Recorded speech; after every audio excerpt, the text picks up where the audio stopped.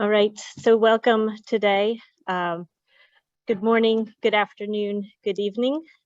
On behalf of IDRC, the task force for think tanks with the G20 presidency of Indonesia, University of Indonesia, and IISD, I'm Lynn Wagner, the Senior Director of the Tracking Progress Program at IISD, and I'd like to welcome you to this webinar on Moving Beyond GDP, the case for wealth as a core measure of national progress. So today we will be, IISD is an award-winning independent think tank that focuses on sustainable climate, resource sustainability, as well as equitable economic situations. And so this is a real pleasure to host this webinar today. The focus is going to be on efforts to calculate an index that complements gross domestic product. So the G7, the UN, the World Bank, OECD, World Economic Forum, and leading researchers have said that the time has come to move beyond GDP. As part of the task force number 9 in the think tank group working with the G20, we're incorporating ideas about this concept into our contribution to the upcoming G20 meeting. The UN Secretary General's Our Common Agenda has called for identifying complementary measures for GDP. And just to bring a little bit of Stockholm to this session, 2 weeks ago at Stockholm Plus 50, which was marking and trying to kind of launch a new discussion after the 50 years from the first Stockholm conference. In his opening statement, the UN Secretary General said to loud applause, "When we destroy forests, overfish, or burn coal, we are increasing gross domestic product. And it's time to change an accounting system that counts the destruction of the planet as if it was the production of riches. And so he said we must place true value on the environment and go beyond GDP as a measure of human progress and well-being." As I said, there was a very loud round of applause, which at UN meetings is rather unusual. And so this is really a good time to be talking about this, to be working on this, to think about how to complement GDP with a new index. IISD has been managing a project called Measuring Wealth to Promote Sustainable Development with support from IDRC. And we're aiming to encourage governments to move beyond GDP as the main measure of societal progress. We're doing this by working with universities in Ethiopia, Indonesia, and Trinidad and Tobago to develop estimates of comprehensive wealth or inclusive wealth. And the results of this project will seek to enhance the capacity of the partner and other countries to use national and international data to measure comprehensive wealth and inclusive wealth, to assess their progress, as well as to guide investments toward the creation of long-term well-being, including investments on the SDGs. You can learn more about this project by following the link at the bottom of this page. Just a few notes on housekeeping before I turn this over to the moderator for the session. The seminar is being recorded, and the recording will be shared with all attendees via email and will be made available on the ISD website. If you'd like to ask a question during the question and answer session, please use the chat box. And finally, please keep yourself muted during the event. And so now, without further ado, I'd like to introduce the moderator for the event. Mr. Pedro Conceição is the director of the Human Development Report Office at UNDP, and he's been working on the human development reports from UNDP since January 2019. Before that, he worked with UNDP, where he co-led the UN's participation in the G20 finance and central bank governors meetings. managed UNDP's engagement in the financing for development process, and contributed to articulate UNDP's support in the implementation of the 2030 Agenda and the SDGs. Before that, he was a chief economist and head of the Strategic Advisory Unit at the Regional Bureau for Africa.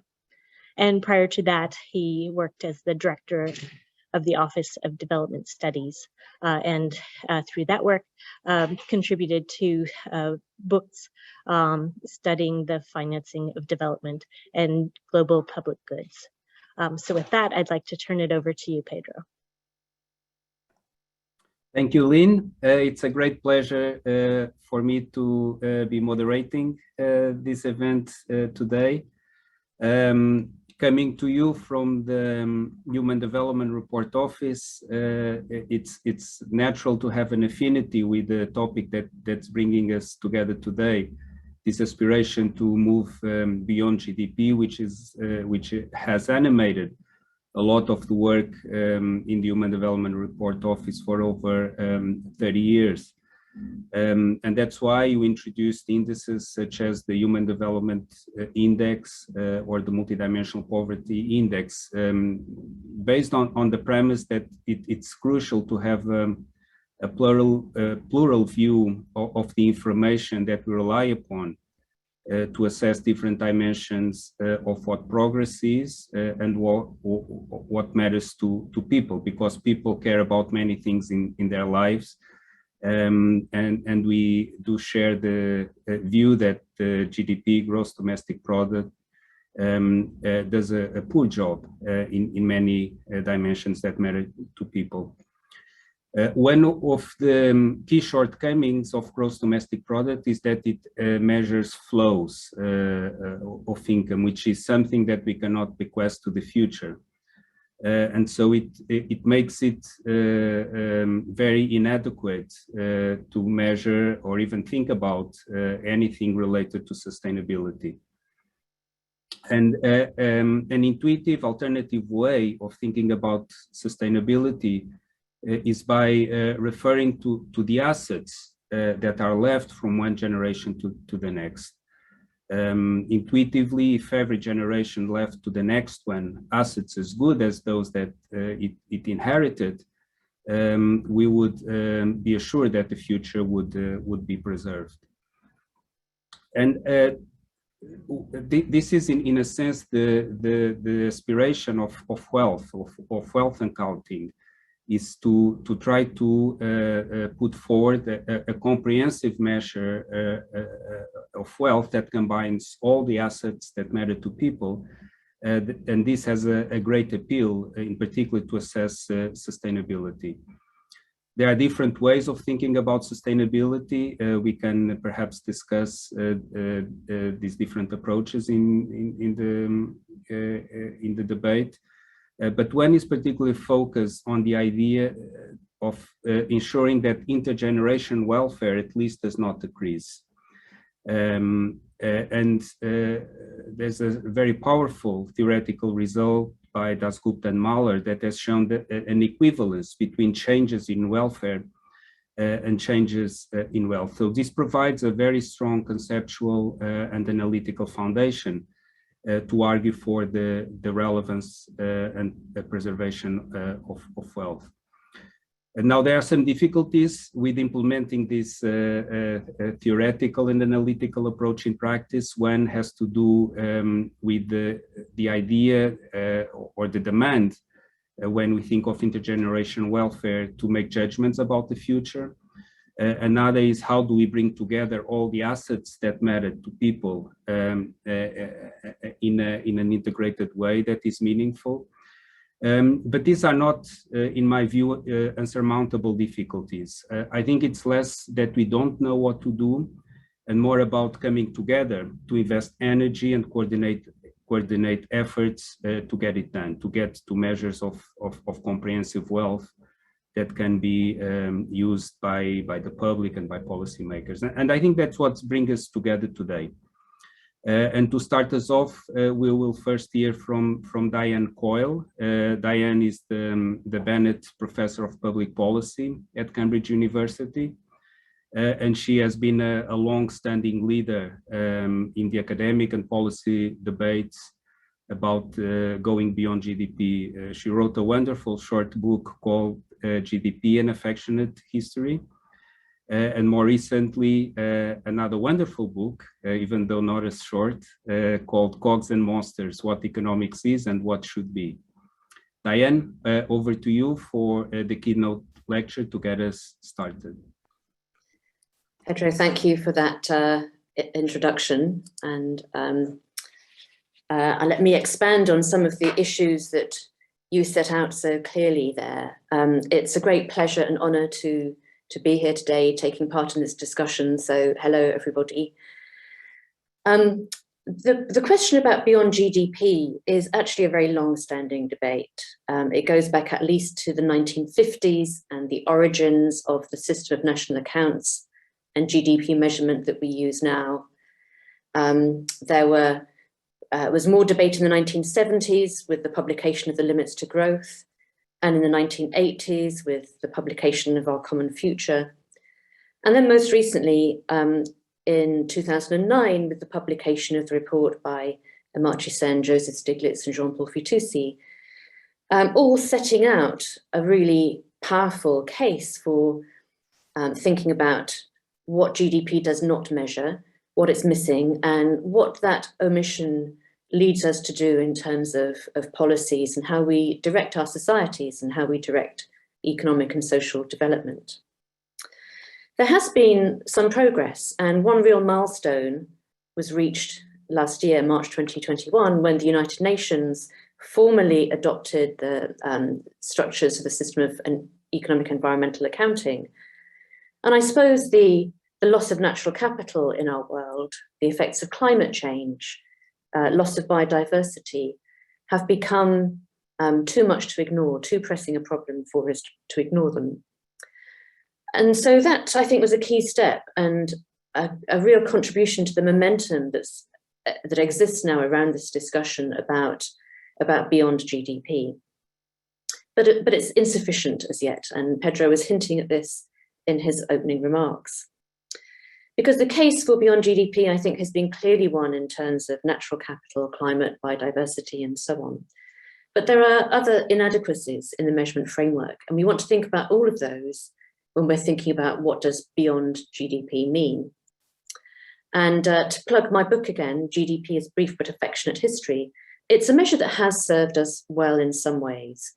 It has helped direct changes in the economy that have increased the level of employment, the level of incomes, encouraged innovation. So there are some good things about it, which we don't want to lose. But as well as the omission of the depletion of environmental resources, the impact on climate and so on, there are other inadequacies long debated about GDP as a metric of progress. One of them, for example, is that it doesn't include household work and in the informal economy. It captures paid transactions in a market economy, so market prices and formal jobs, but not the economically important activities that take place within households or in the informal sector. And actually that was highlighted as long ago as the 1930s, when the debates in the academic world by Simon Kuznets and others about what to include first began. It also doesn't include what economists call social capital and institutional capital, which is a shorthand for the kinds of social networks, the organizations that enable decision-making, build trust, reduce economic transactions costs. It's now commonplace in the academic literature on economic development to say that institutions matter, but how do they matter? Well, they matter because they're about the accumulation of social capital. GDP doesn't measure well intangible assets, which are an increasingly important part of all economies, and particularly the developed economies. The use of data, which makes such a big difference to outcomes in business, or other kinds of intangibles, reputation, and so on. And it doesn't measure or measure well human capital, which is typically, when it's included in statistics, captured by looking at what wages people get paid for different activities or what formal skills they've acquired, But I think we've learned in the past few years that health is an essential element of human capital, and we need to include that as well. So this book was published in 2014, the Sen-Stiglitz-Vitoussi report was 2009. I do think we have got to a point now where we are shifting, and there's a process underway under the auspices of the UN for the revision of the system of national accounts. It's going to address a lot of these issues, at least in part. But the list I just read out actually is an indication of one of the basic challenges, which is that there are many dimensions to progress. There are many things that we care about. And so if we want to go beyond GDP, where are we going to go to? What are we going to take it to? Now, there exist already a number of important and useful dashboards that capture these many dimensions, this range of things that we would care about. And these that I've shown on the screen here will be very familiar to people who are taking part today. Obviously, the Sustainable Development Goals, 17 goals, a number of indicators, a large number of indicators sitting underneath those. The Human Development Index, whose key dimensions are shown in the top right-hand panel here, brought together in the HDI, but capturing many of those dimensions that I just talked about. The Social Progress Index, which looks beyond purely economic indicators to capture the wider range of indicators that we might care about in thinking about this multidimensional character of economic progress. Or well-being frameworks, and the bottom right-hand panel is the OECD's well-being framework, where they include, again, this whole range of aspects that we care about, standard income and wealth measures, but also social connections or subjective well-being. So these are all important, but there's a fundamental dilemma. And the problem is that in a way, there are too many of these, and we want to trade off somehow or balance against each other, caring about many dimensions to have a broad and true assessment of progress, but also needing indicators that will allow decision-making. Because if there are too many indicators, it's just very hard to extract a message from them. Are things getting better or not? How would we begin to evaluate the trade-offs between these different indicators? And in a sense, although on the one hand, it's great to see all of this enthusiasm and momentum of debate about different kinds of metrics, how are people meant to select between them? Which of these frameworks is the one that governments should be operating to? So there's a political economy aspect to this. Governments have to make decisions, businesses too, and what they look at needs to be, or to give a sufficiently clear message that those decisions are possible. And yet, on the other hand, we want to incorporate all these many dimensions, and we have these very rich frameworks to think about. So how to resolve this dilemma?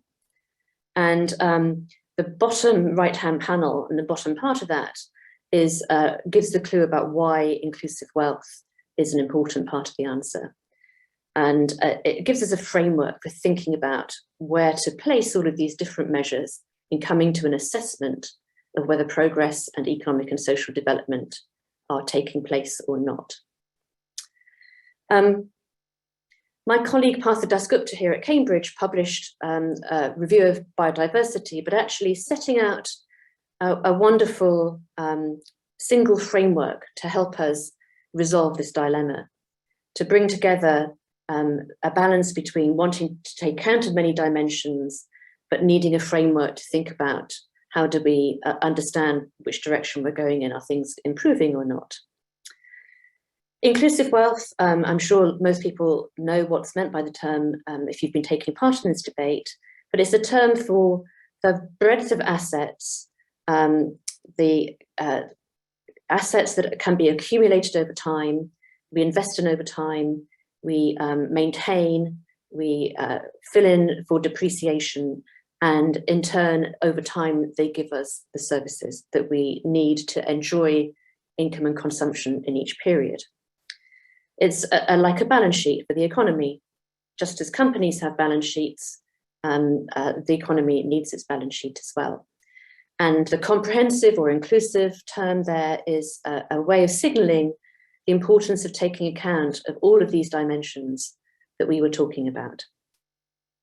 So the descriptive review, and this is a summary visualization from the review, gives us a framework that underlines the importance of thinking about this in a systemic way, that humans are part of nature, that institutions matter in which we come together and make collective decisions, and also that the metrics of success matter.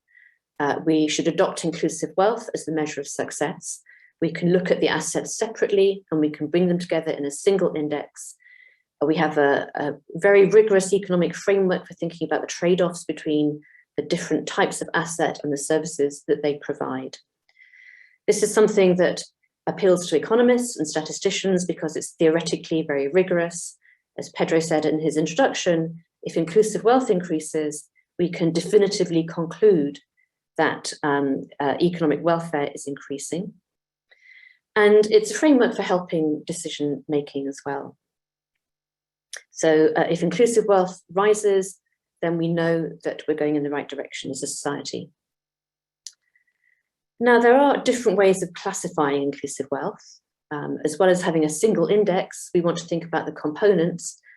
And in the work that we do here at the Bennett Institute in Cambridge, we identify 6, which you can see here: natural capital, obviously, human, social, institutional capital, the produced capital or physical capital that we're very familiar with from traditional economics and accounting, and knowledge capital or ideas and intangibles.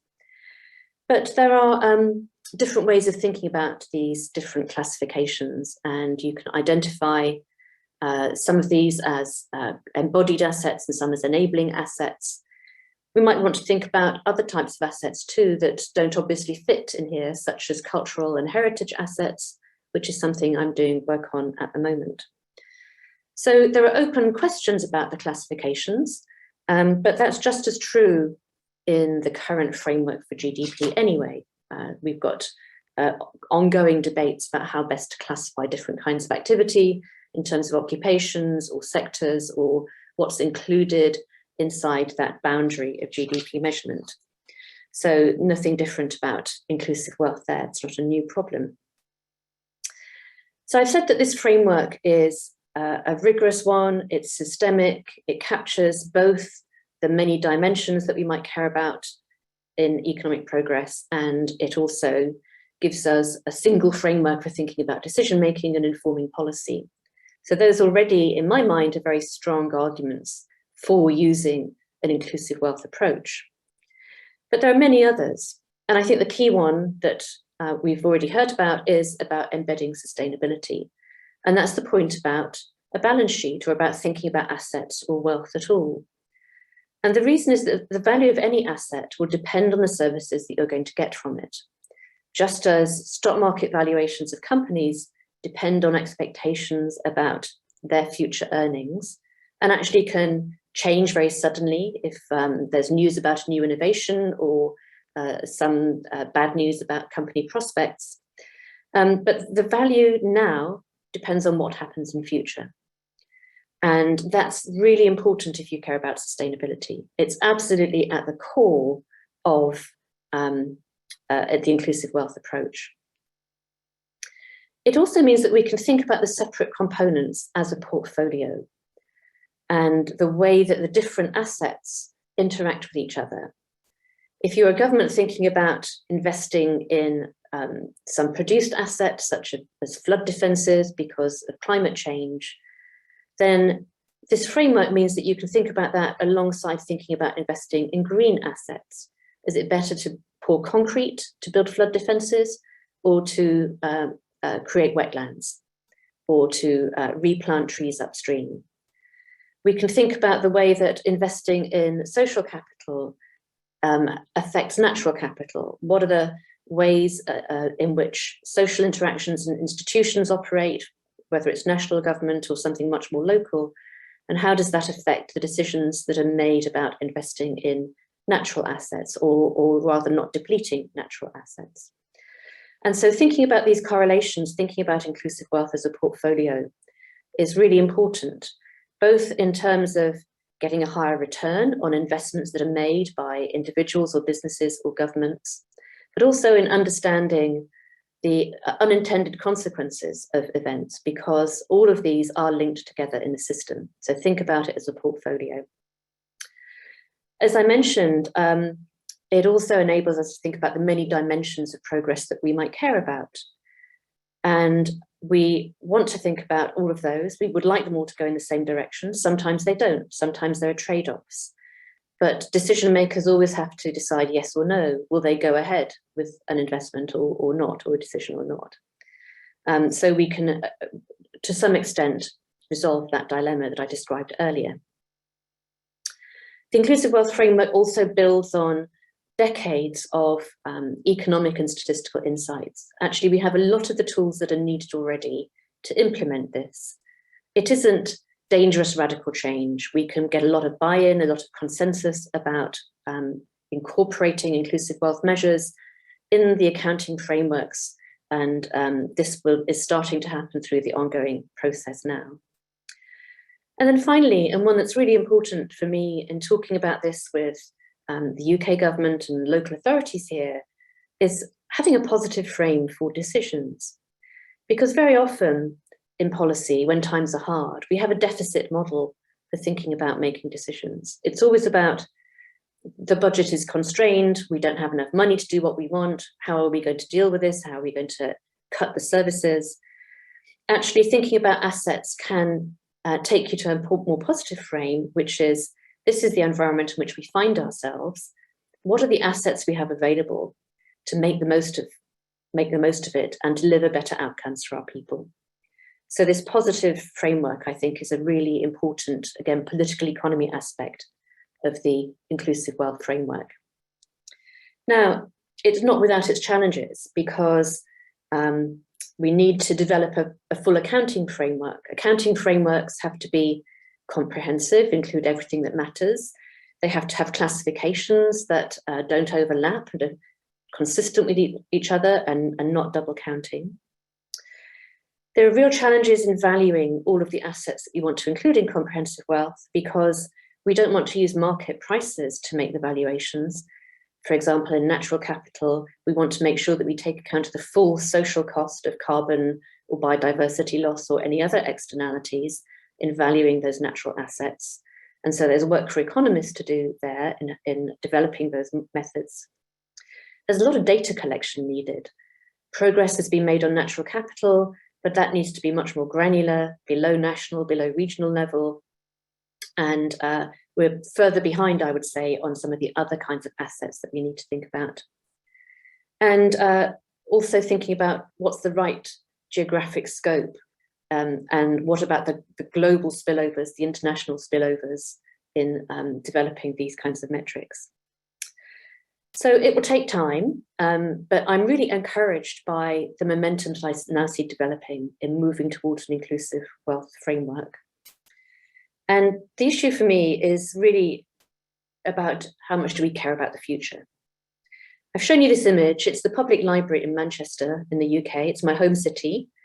And it was the first city in the UK to develop a public library in 1852 by public subscription. Working people around the city contributed their money to build the first public library in the UK. And this is the building that was built in the 1930s by the municipal government, again, using public money, because this was a statement of the importance of knowledge, the importance of people, but also in its very building, an importance of a symbol of the importance of the future. That was an era of poverty, of inequality, but people were willing to make that kind of commitment then. We're still benefiting from the public wealth that they created almost a century ago. And that, I think, is the frame of mind that we ought to be in now. I don't know what the number is for inclusive wealth, but I know it's not zero. And I know we'd better make a start now on doing the calculations, getting the framework filled out, and importantly, just building the consensus in the community around a single, very powerful theoretical framework that we can all abide by and will help deliver measures of progress that are much broader than GDP. So now is the time for Beyond GDP. Let me stop sharing there, and thank you all very much for listening. Looking forward to hearing the panel and the conversation. Thank you, Diane. That was wonderful. And we will go to the panel right away. But before that, just 3 key ideas that I would like to share as quick reflections from what you just shared with us. First, Diane, I think from your keynote, it is very clear that thinking about beyond GDP is not something that should be left to the experts only. I think experts matter, but it should not be, it should really be an engagement that goes much beyond that. So hopefully the seminar is also an invitation for many people to participate, because what Diane showed is the depth that goes along thinking about a measure. And this can be very consequential. I mean, from your book on GDP, Diane, I learned that debates on whether, for instance, government expenditure should be seen as part of the economy or not, once a decision was made to include it in the GDP, changed also the frame of mind as to how people saw the economy functioning and the role of government in it. So I think it's very important to have wide participation in this debate. Secondly, the salience that the inclusive wealth approach or comprehensive wealth or any wealth accounting framework gives to the natural capital, which is something that we've been neglecting and destroying to a large extent, is crucial. And then finally, you emphasize that we should look not only at the size and how it's changing in the aggregate, but also the composition, this idea of a portfolio. I think this is particularly important as we look to the future, because we cannot be sure what people in the future will value. So we should leave to them not only enough assets, but also assets that are diversified enough for people to make their own choices in the future. So with that, we will turn to the panel, and I will first invite Erin to make her comment. Erin is a long-standing leader on international development, humanitarian action around the world. More recently, she has joined IDRC. And I also want to thank IDRC for supporting the work on going beyond GDP, and hope that this support will continue in the future. Erin, over to you. Thanks so much, Pedro. Hello, everyone, and welcome to you all from Ottawa, Canada, Canada's national capital. I'm really pleased to present Canada's International Development Research Centre at this event, and would really like to thank IISD for organizing this really amazing conversation. It's so timely. It's an honor to be on a panel with such eminent speakers and authorities in this important work. So part of Canada's foreign affairs and development efforts, IDRC invests in knowledge, innovation, and in solutions to improve the lives of people in the developing world. Inclusion and sustainability are integral parts of how IDRC works. So we're delighted to be partnering with IISD and UNEP on this effort to generate knowledge and build capacity to help countries to develop measures of inclusive or comprehensive wealth. The project contributes evidence, capacity building, and practical solutions towards the development and implementation of alternative measures of progress in the SDG context. There's a growing consensus, as I'm sure you would all agree, that countries face unsustainable development choices if only GDP is used to guide decisions, because GDP ignores a number of critical aspects of economic prosperity and well-being, as was so clearly laid out by Diane just now. So such things as environmental degradation, increased prosperity and production losses due to extreme weather caused by climate change, insufficient investments in human capital and the well-being of future generations, and increased income inequality and stagnation of poverty. So SDG 17, partnerships, calls clearly for alternative measures of progress on sustainable development to complement GDP, because GDP alone isn't enough to measure success. So GDP and other existing standard national account systems lead decision makers to favor policies with benefits today over those that are long-term. And this focus on short-term impact may in fact exacerbate national and global challenges. So our joint initiative with IISD on measuring comprehensive wealth to promote inclusive and sustainable development addresses some of these challenges, building on our network of research partners in the Global South. IDRC's had a tradition of supporting innovative and alternative thinking that proved to be successful, not always, but often it proved to be successful and meaningful investments. So for example, IDRC provided a seed grant to the Oxford Poverty and Human Development Initiative at Oxford University, followed by another grant to Bhutan for the development of the GNH Index, the Gross National Happiness Index, to develop alternative measures of poverty and well-being using a multidimensional approach. So today, these alternative measures of poverty and well-being are successfully being used widely across the globe. I'm sure I'm not the first one to tell you about the Global Happiness Index. So working with IISD and UNEP on this initiative, our ambition is to help mainstream the use of alternative measures of progress in national development planning and evaluation of public policies. Like Pedro said, this is not just for the experts to be speaking about. This needs to become part of our common debates and language. And hopefully this project that we're working on will contribute to that. So we work with our local partners, or like researchers and policymakers, to shed light on feasibility and approaches to implement this inclusive or comprehensive wealth measure. So this includes a better understanding of national accounts and account systems and data availability, capacity building for national statisticians, researchers, and policymakers, and development of alliances and partnerships for a wider adoption of this form of measurement. So we're hoping that governments in the selected countries will be able to institutionalize the comprehensive wealth framework to reduce reliance on GDP and other short-term indicators of well-being and prosperity. So the T20 process is a great opportunity that can help amplify these efforts and mainstream the measurement of inclusive wealth in national accounts and policymaking for a more inclusive and sustainable world. Thank you once again, and I'm really looking forward to the Q&A session. So back to you, Pedro.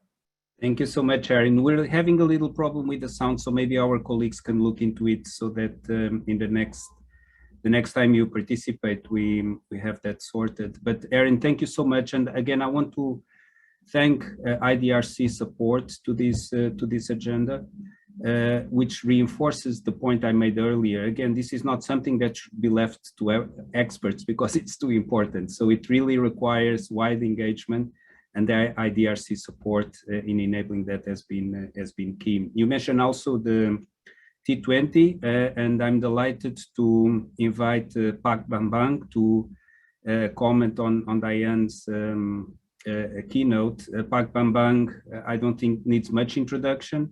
He's been in positions of responsibility in his own country, Indonesia, finance minister and others. He's also a distinguished academic, a leader in the private sector, and more recently also leader of the T20. Pak Bambang, over to you. Thank you very much, Pedro. And also thank you, Professor Coyle, for excellent presentation. Thank you, Dr. Lynn Wagner and IISD for strong support of T20 Indonesia. So let me continue Professor Coyle's presentation by trying to bring the concept of beyond GDP more into earth, meaning trying to bring it into reality. In my opinion, since I was already on, as Pedro mentioned, I was on academic side as well as on the policymaker side, there are two challenges that needs to be handled when we are talking about beyond GDP and trying to create the inclusive wealth as part of the measurement. The first issue would be on the technicality from statistics point of view. And the second issue would be on the willingness of policymakers to accept this concept, I mean, the concept of beyond GDP.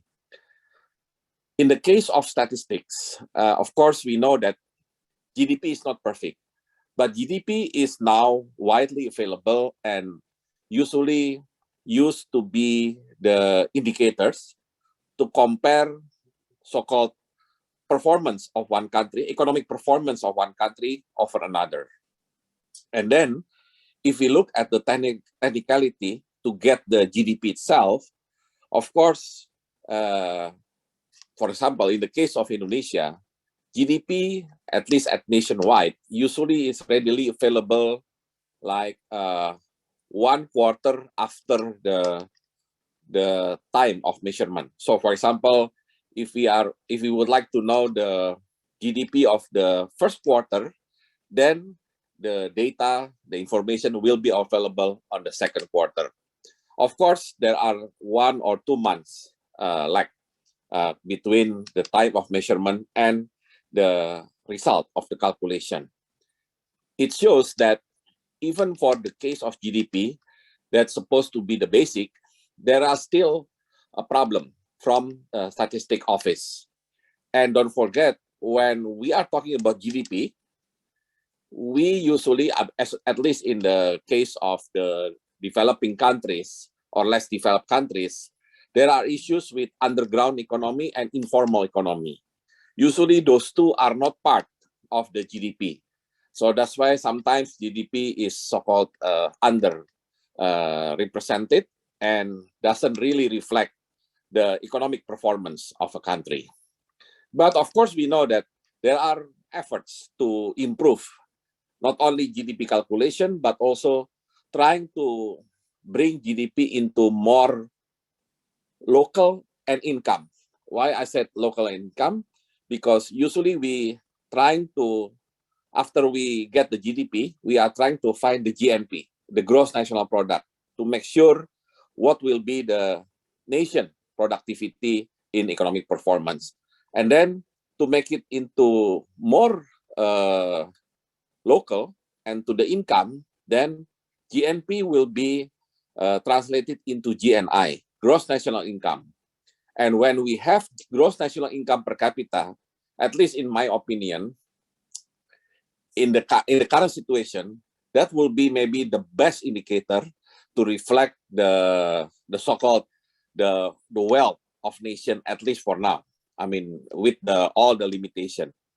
And then we know that GNI per capita, gross national income per capita, now being used as indicator whether a country is still on the middle income or already at high income.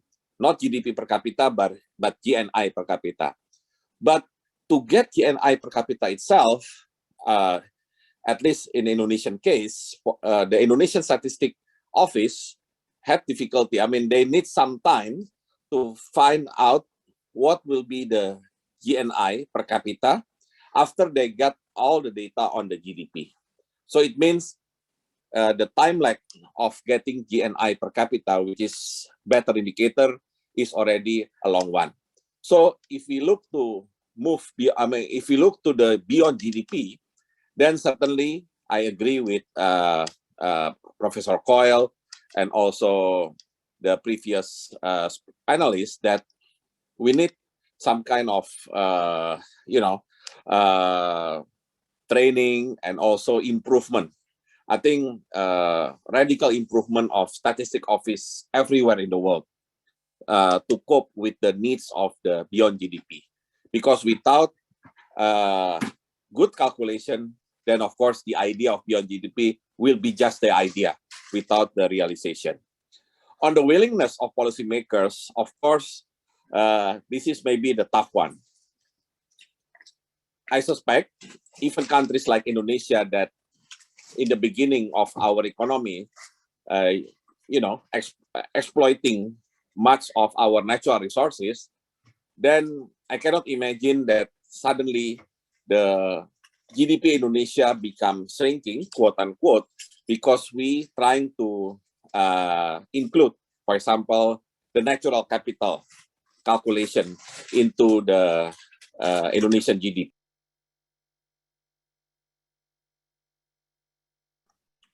Pak Bambang, you're muted. Oh, okay. Suddenly it's been okay. So on the willingness, I would say that there is a need to give the understanding to policymakers, especially in the countries that exploiting natural resources much in the past or still now, to understand the consequences of, calculating the GDP by including the natural capital before we are talking about human capital and others. But by including natural capital itself, then there could be, a concern from the policymakers that their economic performance could be degraded simply because of the new calculation. I remember when I became the research assistant, I attended the at that time very new course. I remember it was designed by IDRC about natural resource accounting, and it is interesting. But I know the consequences of natural resource accounting, and then at that time, green GDP will make the Indonesia GDP much less than the GDP that calculated only based by the economic capital. So if we include those two issues, the concern on statistic capability and secondly on the willingness, then I believe we can see a good chance that Beyond GDP will be a global move.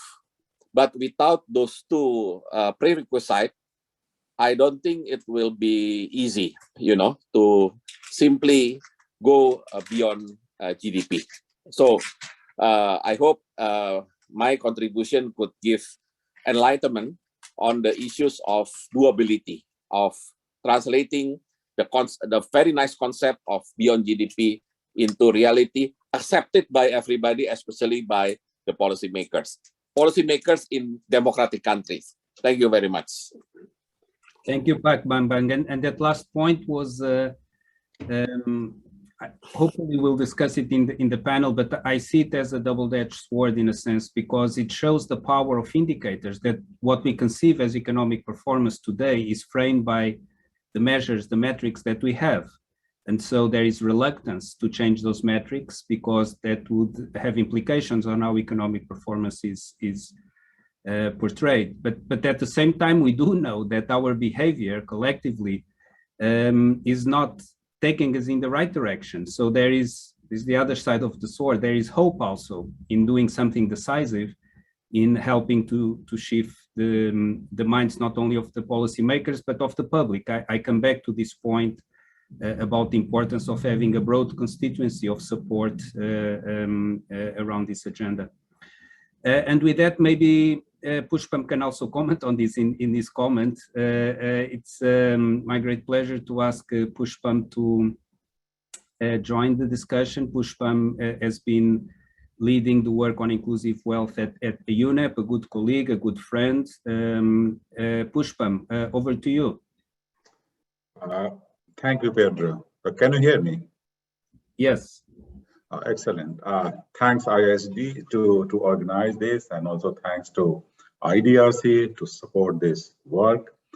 After a wonderful presentation from Dan, I don't think there is any scope to add here, but I would like to basically provide some evidence and some additional points to what Dan has already done in a very nice way. So the backdrop of this work, Dan has already mentioned that, and many others have mentioned that the Secretary General is very keen to take this agenda to the member states beyond GDP. So if you see our common agenda, he talks about it. Last week in Stockholm, he was mentioning about it, but not only talking, but on a serious note, even Secretary General has constituted a core group for HLCP, high-level committee for the programs, and coordinated by Guy Ryder from ILO himself, to see that what are the approaches and difficulties in moving beyond GDP. But there have been some other work in the past, which Diane mentioned again. She mentioned about the Fitoussis, Stiglet and Sainz report for the French government, where the same kind of conclusion came that GDP is not a good measure of progress. Then Parthadas Gupta, Diane's colleague, also did a review for the Treasury and presented the report. And Partha was very clear that as far as measuring progress is concerned, we need to move beyond GDP and go for inclusive or comprehensive wealth, basically. And there have been individual countries who have been coming out one after another and championing that beyond GDP and basically emphasizing the fact that we need to move beyond GDP. Like last month, US, the President's House came out this announcement that they are going to do natural asset, natural capital accounting at a large scale. So that's a good news. And there are many others. So that is the backdrop we are talking about beyond GDP and the wealth measurement. Next, please. Now, I would like to share some of the emerging findings on inclusive wealth, which is coming from UNEP's report. The report is likely to come in the fall, but I thought this is a good opportunity to share with you.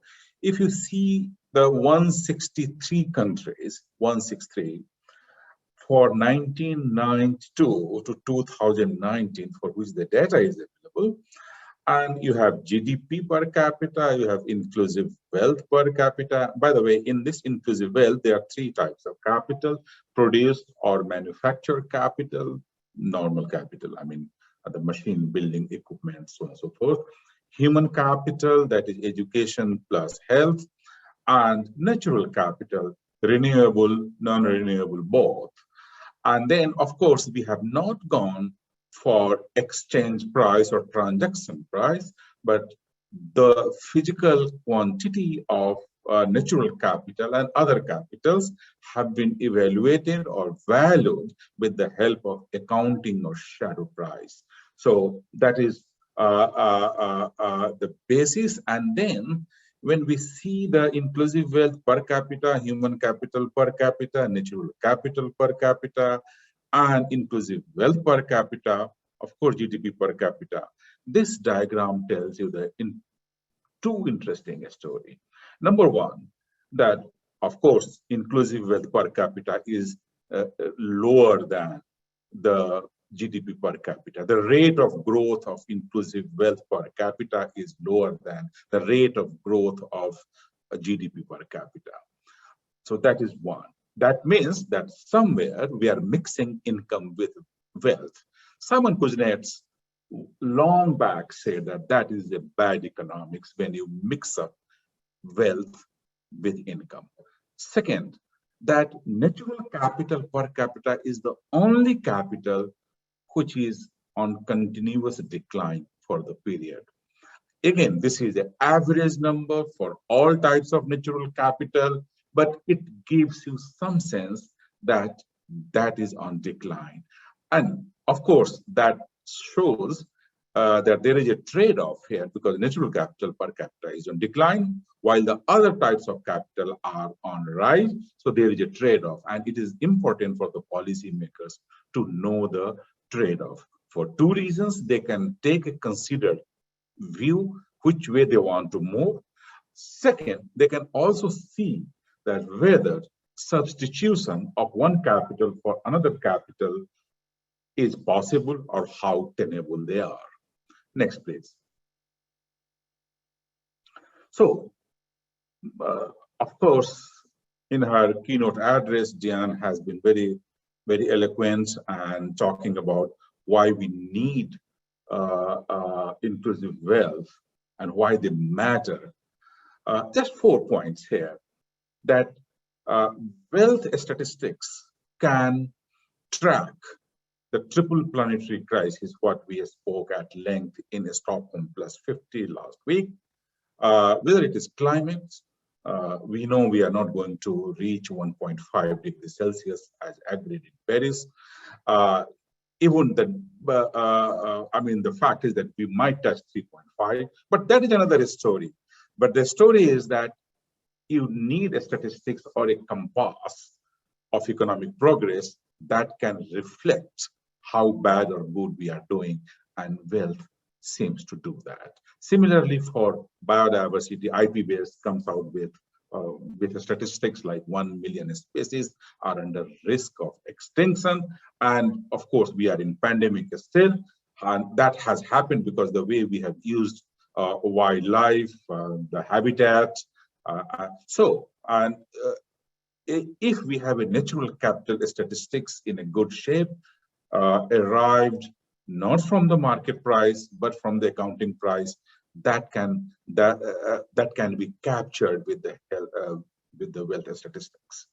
Pollution, of course, all the time we keep seeing a statistic 7% or 9% of the global GDP coming from various estimates from WHO and others. But if pollution needs to be captured, wealth seems to do much better than a normal GDP would do. Second, restoration, we are in the even decades of restoration from 2021 to 2030, and there are lots of things happening. Restoration and the need for investment in restoration can be better justified if we have statistics on natural capital. For example, last year we did inclusive wealth report for Pakistan, which was launched by the Prime Minister of Pakistan, and they could clearly see that when they started doing 10 billion tsunami restoration program in the country, since 2018, the natural capital has gone up. And so here is inclusive wealth telling people that what is actually happening on the grounds, and it is possible to divert resource in that direction. So that inclusive wealth seems to be doing. Third, the idea of circular and green economy can better be implemented if we have inclusive wealth in place. Fourth, of course, there are some kind of trade-offs which might emerge across natural and other types of capital. So sustainable consumption and production agenda, again, of the UN can better be implemented if we understand, recognize, and have clear, data on what kind of trade-offs are emerging, at least at the national level. Inclusive wealth seems to be doing that. And finally, please, next slide. Again, in her wonderful talk, Diane has already mentioned, but we need mainstreaming. And Pedro, you have also indicated that this should go from academics to action and to the practitioners. That means that what we are doing should be embraced and recognized and used by financial institutions in their lending and borrowing programs, also in sovereign wealth funds, by the treasuries and the development sectors. I think unless that happens, that disjunct will remain, and we have to bridge that gap. Of course, I have seen some questions in the chat box. There are many countries who have expressed the need and they are doing it, but we need to do more. We need to generate more data, more information, and that is where we will learn how to do it better. Theory is out, which Pedro, you have mentioned, Das Gupta and Kalgura and Mahlers, and before that also Kenaro and others, they have been talking about it. And of course, Dan herself has been, her book is there, she has been writing about it. Theory is clear and out, but we need to really do it and then learn that how this can be done better. We have to master the art, and that's why we need more piloting of this idea, the wealth statistics. And of course, finally, develop a strong community of practitioners through capacity development and methodological refinement. I mean, it is very good that everybody wants to do it, but you feel a bit nervous when you see that everybody has a method in their pocket. So there should be some common ground and understanding how to do it. There is theory, there are some work emerging. Also, ISD is doing it, and other agencies are doing. Also in the UN systems, we are trying to do and help governments, but we need to do more, and we will have to create, build capacity at the national level so that there can be proper uptake of what we are talking here. I think I will stop here. Thank you. Thank you, Pushpam. I fully agree with you on the importance of having this community of practice and having some convergence in the different efforts that are taking place, including at the World Bank and in other places. And hopefully this effort that's resulting from the initiative of the United Nations Secretary General will give us an opportunity to come together and invest in the way forward. Okay, we're moving to the debate. There are lots of questions. So we're going back to Diane first and then to the three panelists. So Diane, feel free to react to any of the questions that you may have seen in the chat or some of any comments that have been made by the discussants. But I wanted to ask you, there's a recurrent set of questions about the relationship between wealth and well-being, between the difference between pricing something and valuing it. So maybe you can share some reflections about that in a way that makes the connection between welfare and wealth, or the preservation of wealth and the impact that it has on welfare and well-being. Sure, thank you, and thank you to all the my fellow panelists for their insights. It's a really interesting conversation. So on that question about wealth and welfare, the key point is really about how do you make the valuations for the different components of inclusive wealth. And if we were using market prices, then clearly there's a wedge between how the market prices these assets, natural capital being the obvious example, and the values that in some deeper sense we would want to assign to it. And in the environmental economics literature, for example, people try to get at this through different classifications, thinking about intrinsic value or existence value, and different methods for assessing those valuations. But if you're using what Partha Dasgupta calls accounting prices, or sometimes called shadow prices, you close the gap between the valuation of the asset and true value in some sense in which we mean it as human beings. You might not get it exactly right, but you'll be much closer, and you can be confident, and this is the theoretical result that's been mentioned a couple of times by Dasgupta and Mehla.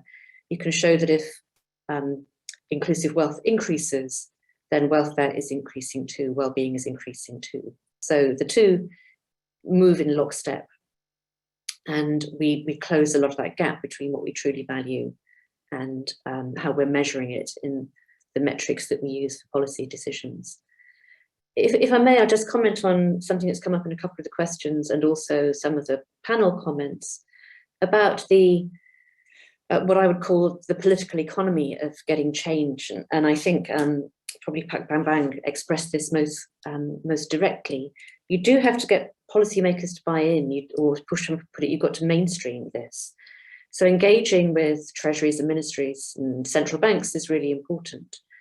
In a way, the conversation with central banks is becoming easier because they think about risks, and climate risk in particular is becoming very evident. But treasuries too, I think, are starting to understand the case for inclusive wealth because it does have this theoretical economic underpinning to it. And New Zealand is one example that people often give, but here in the UK, the Treasury and other ministries have adopted an inclusive wealth approach in some of their framing policy documents, even if not yet in how they take decisions or apply cost-benefit analysis and so on. So I think there has been real progress there. And in a funny way, the fact that these are hard economic times, I think makes it a little bit easier, because we're not going to see financial improvements in incomes perhaps in the way that we might have in better times. But if governments can point to environmental improvements that people really care about, I think that somewhat helps that debate. Because the general public understands as well as any of us that the GDP metric doesn't capture what they care about in their lives. So it isn't just that there's an academic debate about it, or even just a policy debate about it. I think people in general feel that the way that we've been assessing economic progress in GDP terms hasn't served them well. So I completely agree about the challenges that have been raised, but I'm more optimistic than I have been previously about this. Thank you, Diane. On this question of welfare and wealth, I wonder so what's at stake, as you explained, Diane, is how do we bring together different assets in a comprehensive measure?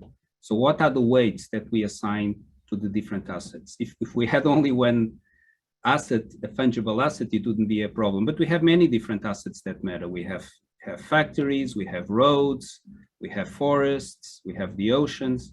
So how do we bring them together?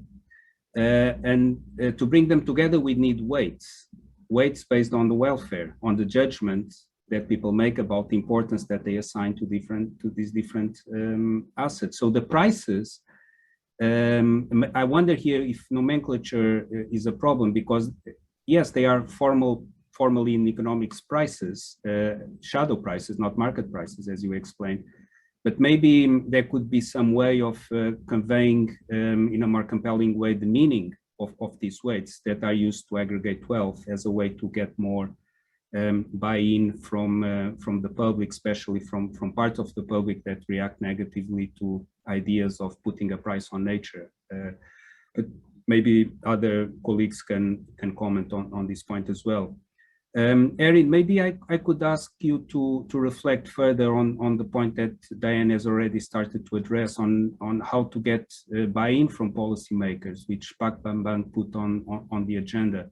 So part of it is getting buy-in from the public, but how do we get more buy-in also from policymakers, especially given the engagement that we have in so many low-income countries? Thanks, Pedro. Yeah, fantastic question. I think, well, having these kinds of debates, first of all, is absolutely key, and I hope that this webinar will be shared widely with policymakers. I think that there's a lot of still lack of knowledge on this topic, right? And us as the research community, I think, are trying to piece together some of those or fill some of those gaps. And I think just having more discussions, debates, and having the type of language that is easy to understand, like it has been today with Diane's sort of overview and the other panelists as well, I think needs to become something that we think of immediately and not just as a secondary thought. We look at also building the capacity of the national statisticians, for instance, as being a really important piece of all of this. How do we do that? How much will it cost? Who will do it? I mean, these are the kinds of discussions I think we need to have. IDRC's done a lot of building of capacity over many years, and often it doesn't cost as much as one thinks it might to really have an impact.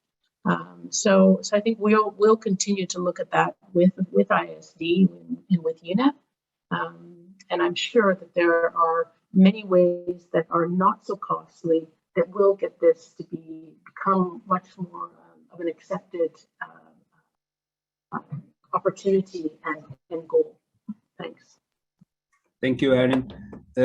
Pak Bambang, let me come back to you and in a sense throw at you the question that you posed to all of us. So how do you think the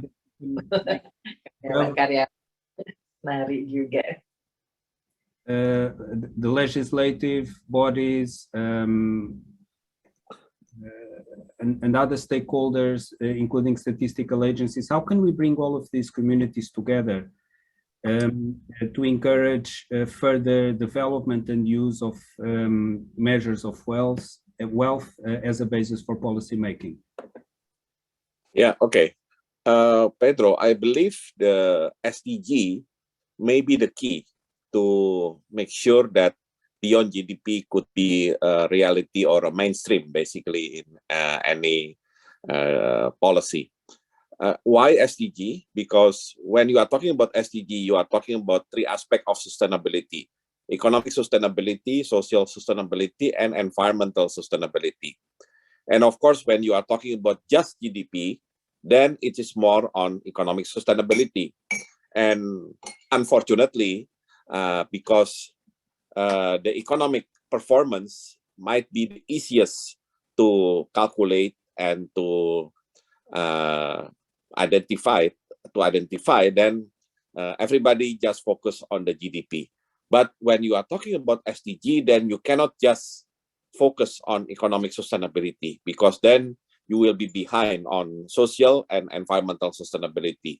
So in order to, to persuade most of policymakers as well as other stakeholders to participate and agree to make the Beyond GDP as a mainstream, put SDG as the main goal for the country, for the performance of the country, and both parliament as well as the executive, and then make sure you have the technical capability to do the, as I mentioned before, the statistics related to the Beyond GDP itself.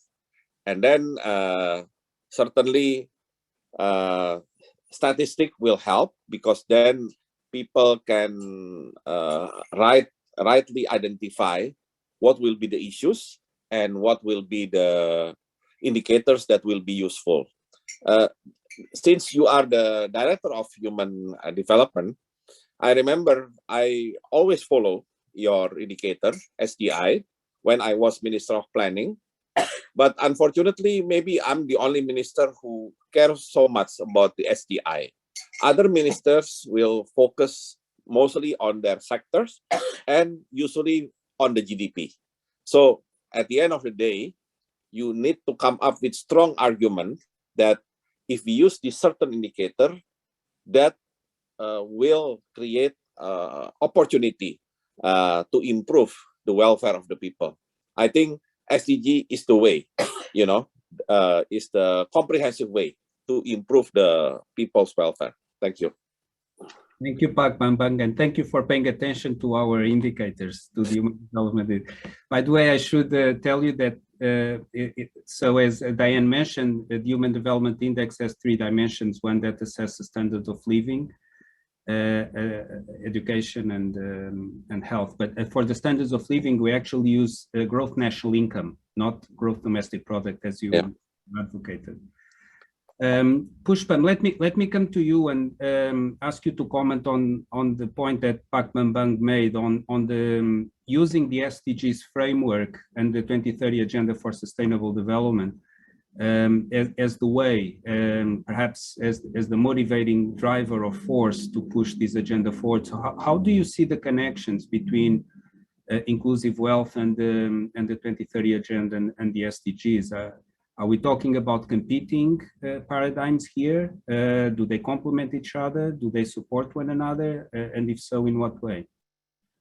No, thanks very much. In fact, we had a paper which we recently did, and that is basically saying that if we implement or if we consider inclusive or comprehensive wealth,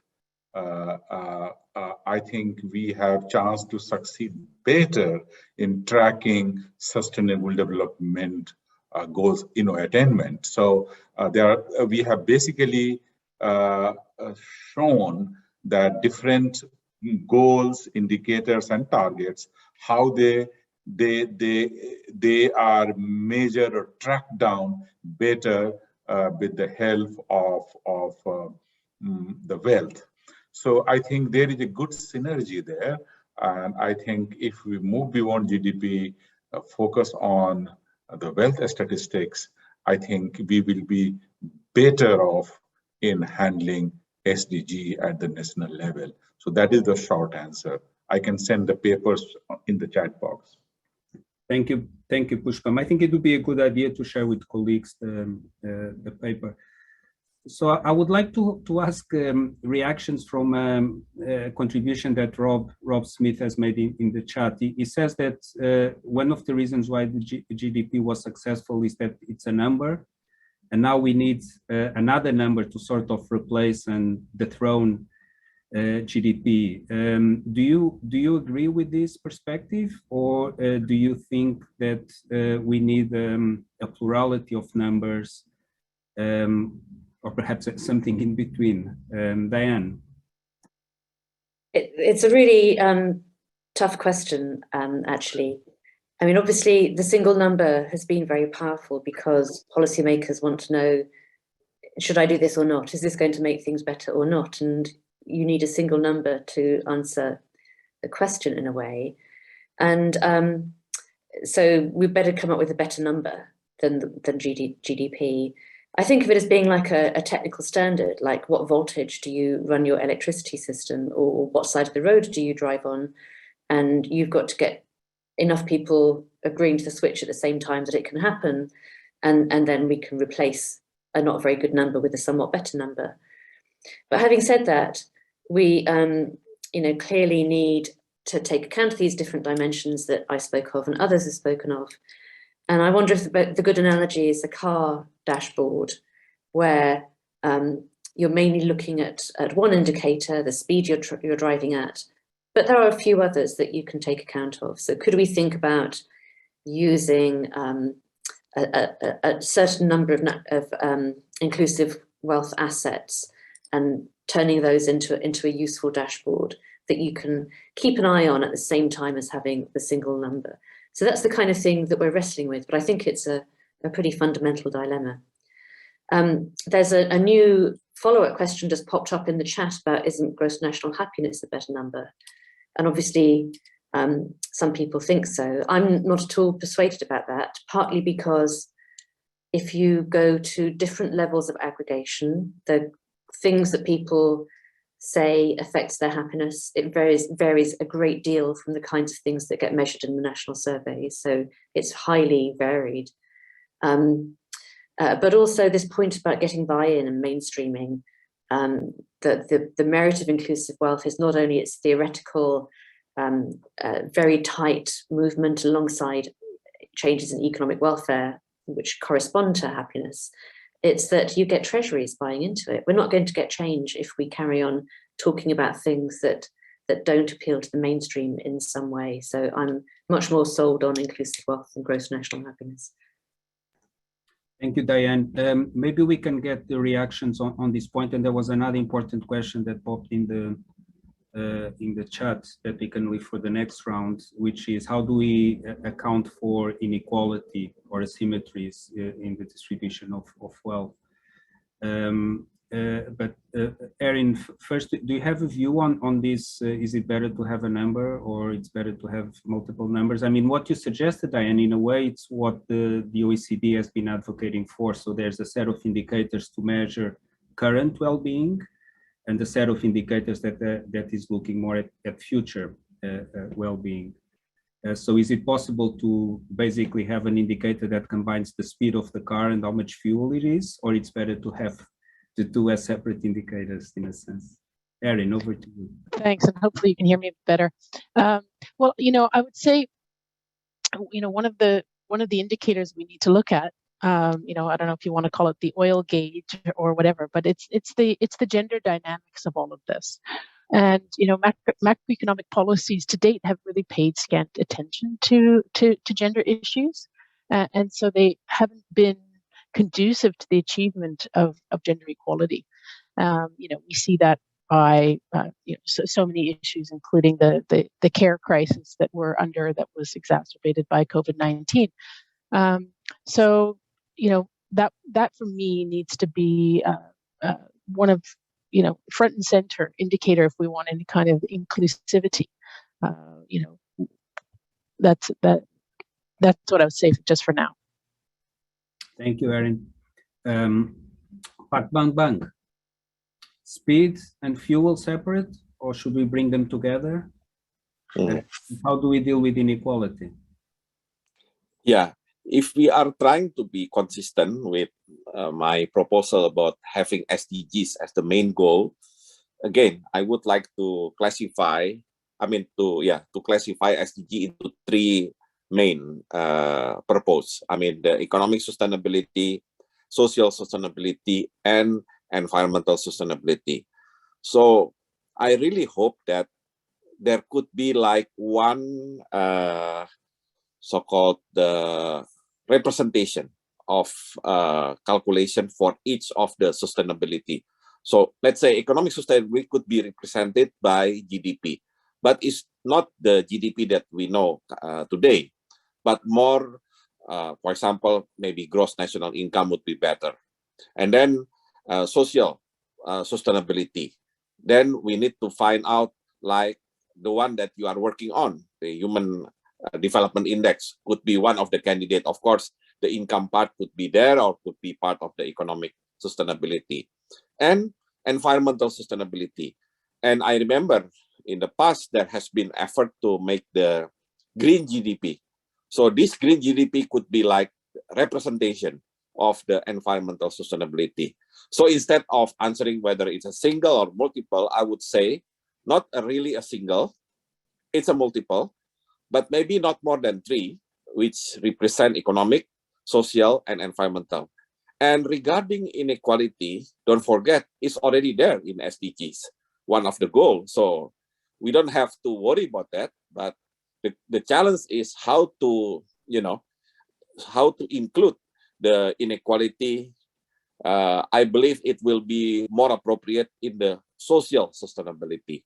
So the challenge now on the technicality, to the statistician, to the mathematician, or to the economists themselves, how can they, induce the indicators into the three main indicators of sustainability. Thank you, Pak Bambang.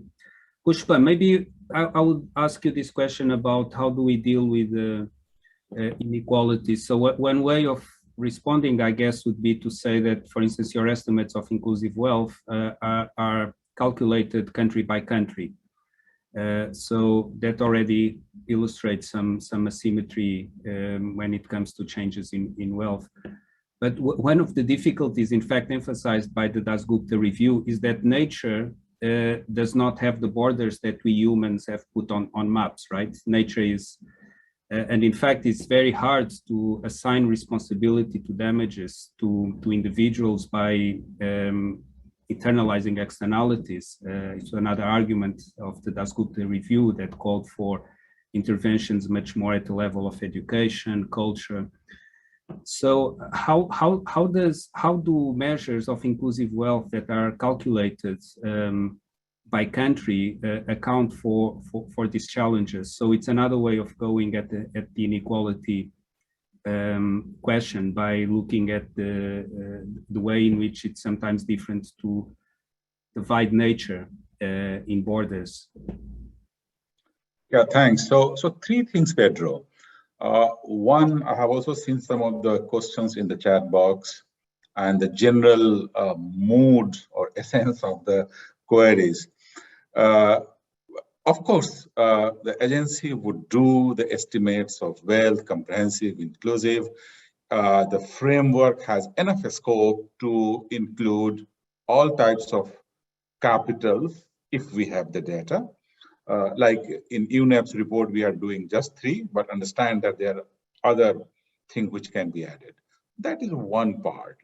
But if we really want that this should go to the practitioners, it should be used by people who matter the most in design and implementation of the policy, then the wealth statistics has to be couched in hard-hitting questions of policy choice, whether it is conservation, whether it is climate or pollution.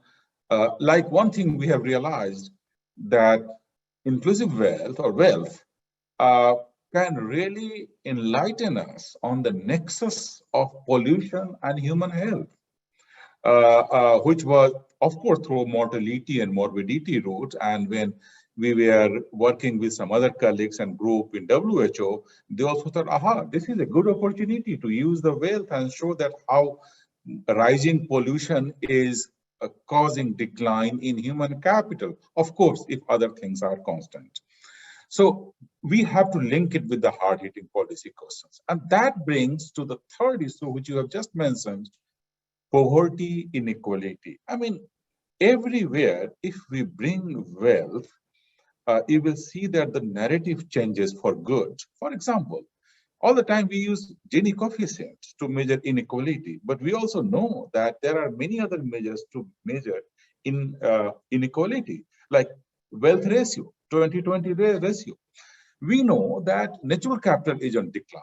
And when we talk to the World Data Lab people, Thomas Piketty's group, they thought, yeah, they don't have data on natural capital. So the declining natural capital, if they are embedded in the public wealth, then you will see a different kind of interesting results.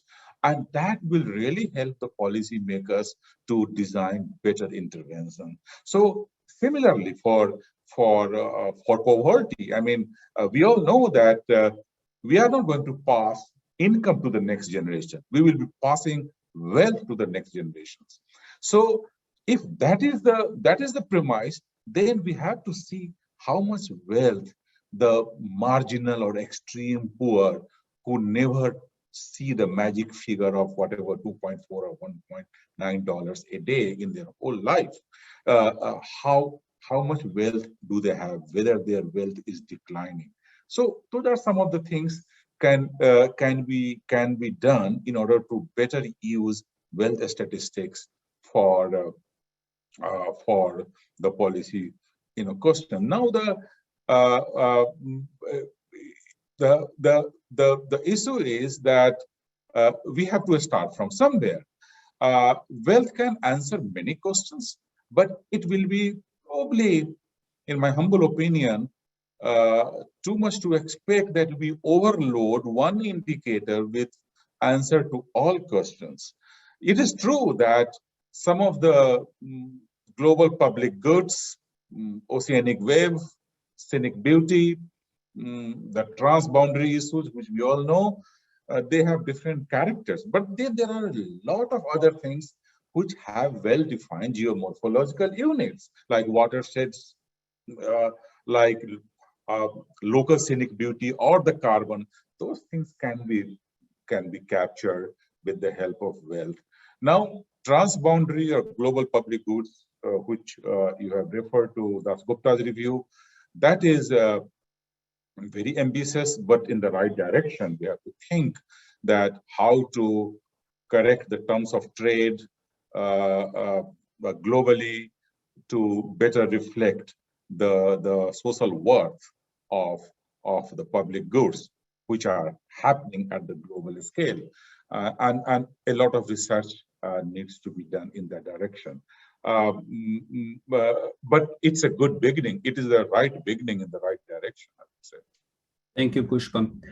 I think we came to the end of our seminar, but I don't want to finish before going back to Diane for a last words to comment perhaps on inequality. And there's also a comment in the chat that asks, what is the ask? What are we here asking for? Are we just asking for buy-in from policymakers, or is the ask different?